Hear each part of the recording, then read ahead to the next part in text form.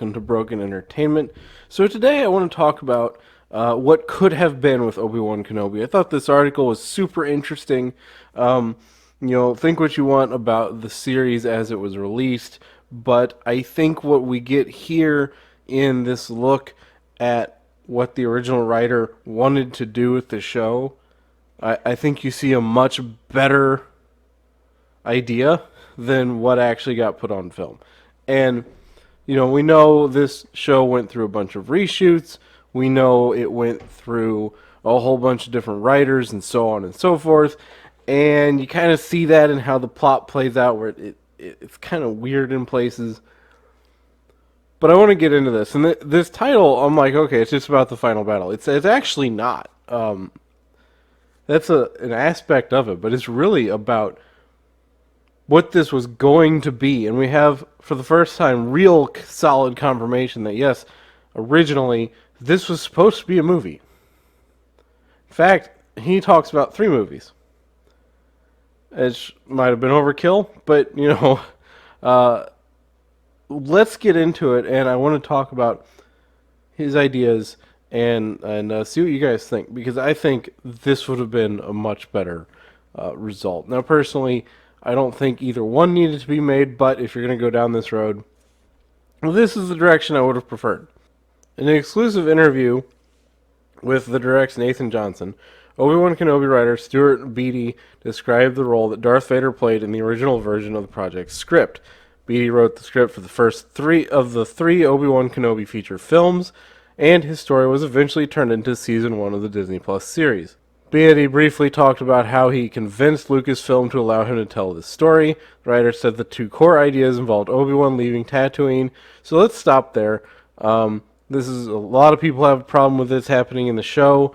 I don't think it's a good idea either. Obi-Wan was clearly supposed to be on Tatooine through Luke's entire early life. Him leaving Tatooine, I just don't think is necessary. There's a lot of stories you could tell on Tatooine about how Obi-Wan kind of becomes Old Ben that I think would have been a better choice than the sort of action movie-oriented, he's going to leave Tatooine and do this other stuff. You'll notice, though, that in this discussion you don't hear one word about Princess Leia, because that wasn't originally in the script. That wasn't the original plan. The higher-ups at Lucasfilm came in and said, no, you got to have Princess Leia. You got to have the girl in there. He gets 1 scene, right? 2 scenes. After he's told that neither of those things can happen, the other one being coming face-to-face with Darth Vader, he used Return of the Jedi to back up his claim. This is where I think it gets really interesting. The argument, anyway. So it's actually how I got it all going. I convinced them, I said to them, so the big radical idea was Obi-Wan must have left Tatooine at some point in these 19 years, and further, that he must have had a confrontation with Darth Vader. And they're like, neither of these things can happen. I was like, well, no, that must have happened. And they're like, why? And I said, well, there's a moment in Return of the Jedi when Luke hands himself over to Vader, and he says, there's still good in you. I still believe there's good in you. And Vader's reply is, Obi-Wan once thought as you do. And I pointed out to them that at no point do you ever see that in Revenge of the Sith. Obi-Wan just goes to Mustafar, they have their big fight, and he leaves him to die. And they're like, oh my god, you're right. There must have been a point. I see where his argument is coming from. And unlike other arguments we have seen on this particular subject, this is, I think, a good one. It's at least rooted in Return of the Jedi. And it's not rooted in ideas like, oh, it'd be so cool. Or, oh, we gotta do this. It would be so neat. It was, no, here's an explanation why. And you don't see that really in the show. It's not how the writing ends up developing things very well, I don't think. But this guy doesn't end up being the writer for the show for the most part, at least to my understanding. So they kind of take his idea and then they don't really follow all the way through with it in a natural sense. The writer also talked about how people need to actually believe Vader was the one who killed Anakin Skywalker. And I followed it up with, how does someone talk about Darth Vader becoming and betraying and murdering Anakin and actually believe it? There's got to have been more there.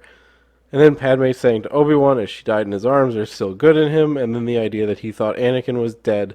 He thought he killed his brother this whole time. So she was wrong, but now he's alive. And, oh my god, maybe she was right. Maybe there is still good in him. So where did Vader get that sense that Obi-Wan thought there was still good in him? I think they reversed that. Oh no, never mind. It was really that line from Return of the Jedi that convinced him to hire me to write the story.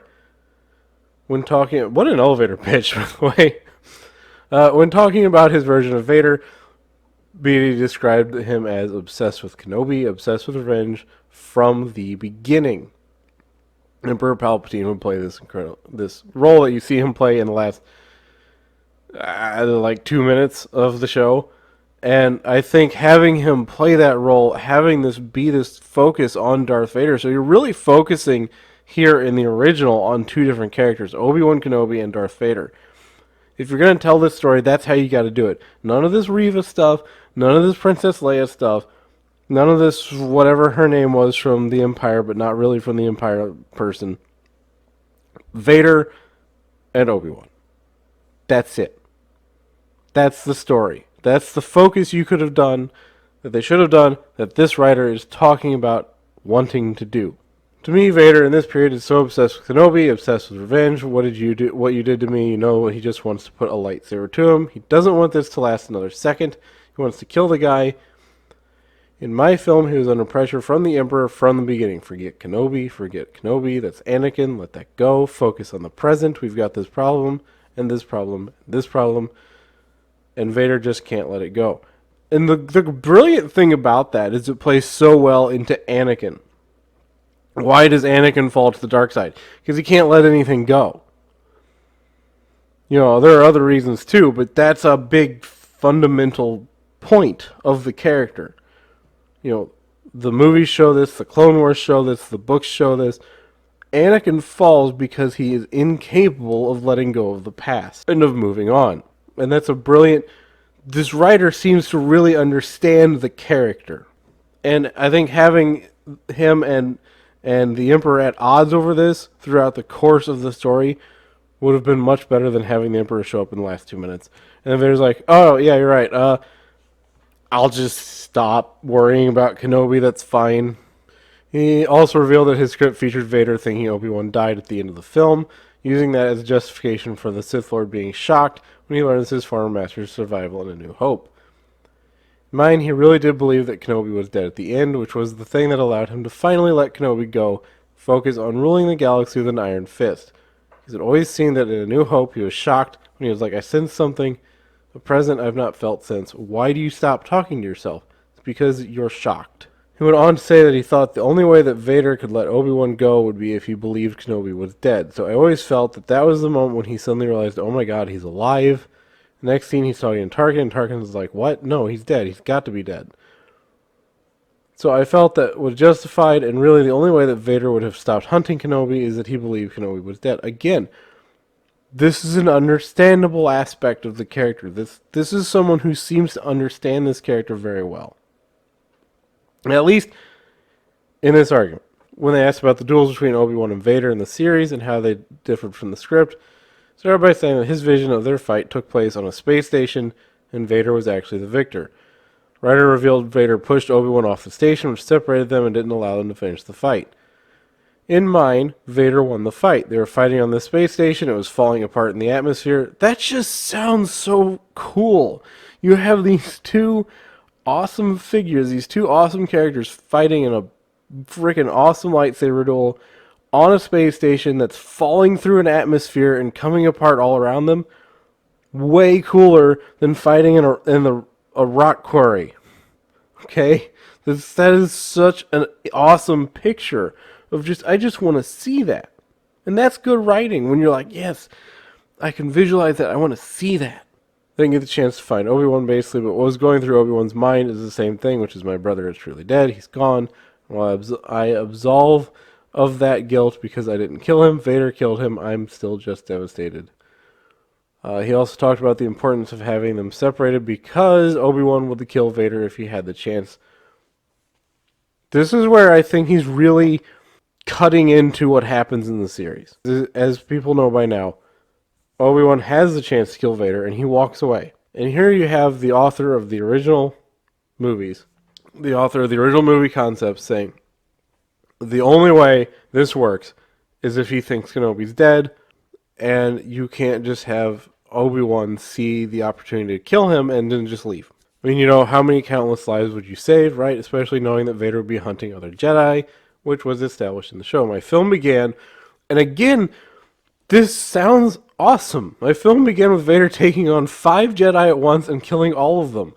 That's great. I want to see that. This guy should have been in charge of this project from the beginning. This should have been a movie. It should have been this person writing it. We would have gotten a much, much better product out of it. To me, he's looking at Anakin, and Anakin does come through. That's the moment where Obi-Wan is thinking, is this the moment where to rescue my friend and bring him back and end all this? Because remember, all the guilt goes away, all the problems go away if Anakin is still alive and can be brought back to the light. And he talks about how Obi-Wan would have potentially tried to bring Anakin back and then go face Palpatine and end everything there. Not in the actual script, but how he views these two characters. This is such a better understanding of these characters than what we got. I'm sorry. The whole story was building to the confrontation between Obi-Wan and Vader, to the point where Obi-Wan sees his best friend's face. So you would have had this amazing lightsaber fight on a space station, falling through the atmosphere of a planet, ripping apart all around them, flames everywhere. Obi-Wan strikes Vader's mask and reveals this big, it's the same thing you see in the show, only in a much cooler setting, in this big climactic fight. And it's not because he's beating Vader, but rather because of this close fight.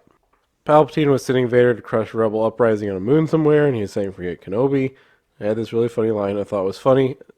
But it was, Vader saying, look, Kenobi is one of the 2 biggest threats in the galaxy. The Emperor responds, well, pity you didn't kill him when you had the chance. I love it. And Vader responds, the other one is Yoda, and the Emperor just gets really pissed off. I like that. It's understanding the sarcastic nature of Anakin and Vader. According to Beatty, one of the main purposes for writing Obi-Wan Kenobi was to show the Jedi Master going on a journey of accepting the fact that his friend Anakin Skywalker had been killed by Darth Vader. Obi-Wan tells Luke himself in A New Hope that Vader betrayed and murdered Anakin. It's interesting how both versions of the project handle Obi-Wan, reaching that conclusion differently through the decision of the victor in the final battle. I don't think this article really understands what they were talking about. It's not just the victor of the final battle that changes everything. It's the fact that when you read his words, he's not talking about, and then Obi-Wan meets with this other character, and this other character happens, and this person does this, and it's Obi-Wan and Vader for 2 hours, 2.5 hours, duking it out, going after Vader, hunting down Kenobi doing whatever it is he's supposed to be off doing, and it makes the story about them and nobody else. And that is where Obi-Wan Kenobi, the series, takes a big misstep, because it should have been about Obi-Wan and Vader from the beginning. And this story would have been great. I think we missed out on an excellent story. But, it is what it is. So, let me know what you think in the comments. Do you think, like I do, this is a great story that would have been really fun to see on the big screen, that would have told a story about Vader and Obi-Wan and left out all this extra side crap from the show, and would have been potentially not just fun but helpful to the canon? Or do you think it's still wildly unnecessary, it's not good enough, etc., etc.? Let me know in the comments. If you liked the video, please hit the like button. If you're not subscribed, please consider subscribing. Ring the bell for notifications, and I will see you next time.